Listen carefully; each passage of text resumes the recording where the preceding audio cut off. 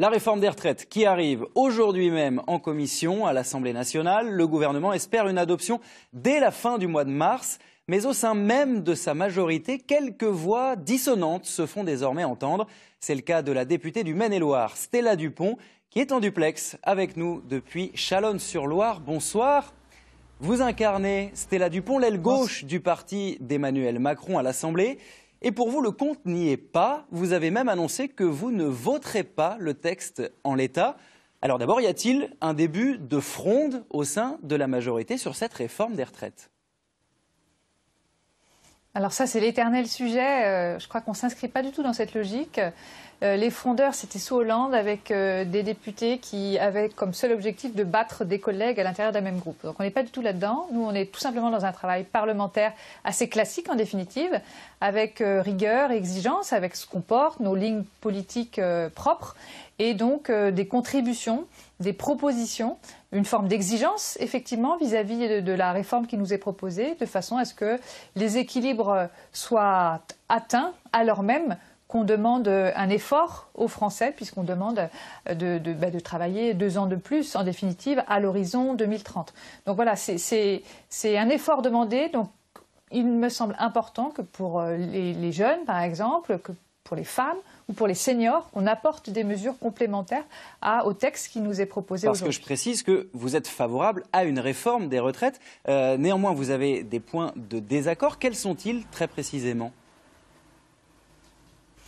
Alors, effectivement, on a besoin de préserver notre régime par répartition et donc d'assurer un financement durable de notre modèle, de notre régime de retraite, de façon à ce que le niveau des pensions ne baisse pas, comme ça pourrait être le cas.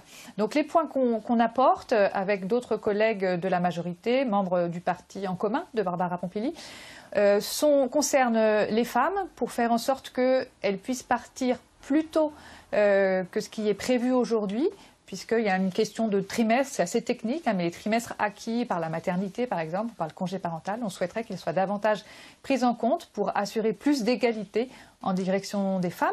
On a aussi une mesure forte concernant le maintien en emploi des seniors, parce que c'est bien beau de viser 2 ans de plus au travail, encore faut-il être en emploi. Et aujourd'hui, on constate que ça fait maintenant près de 20 ans qu'on parle de ce sujet de l'emploi des seniors. La France est très mal classée en la matière. Et on constate que bon nombre d'entreprises et des grands groupes en particulier ne jouent pas le jeu du maintien en emploi. Sur cette question. Si l'on résume, votre formule, c'est de dire rendre le texte plus juste. Vous allez donc déposer des amendements à l'Assemblée. Il y en a déjà 7000 qui vont être étudiés. Est-ce que vous croyez réellement aux chances d'évoluer sur le fond du texte ?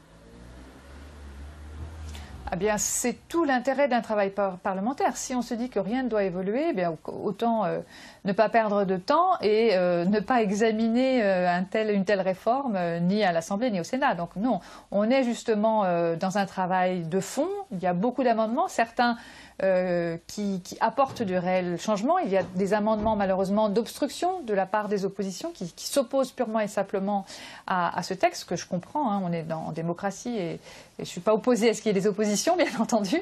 Mais encore faut-il que cette obstruction et ce nombre très important d'amendements n'empêchent pas les députés d'aller au bout de cet examen. Parce que si on n'arrive pas à aller au bout, eh bien, un certain nombre de mesures, et notamment concernant l'égalité homme-femme, eh bien, ne pourront tout simplement pas être examinées du tout à l'Assemblée nationale. Merci. Donc il y a vraiment un enjeu autour de ce sujet. Merci beaucoup Stella Dupont. Vous voyez à l'instant les images de la mobilisation il y a quelques jours. Nouvelle mobilisation donc demain.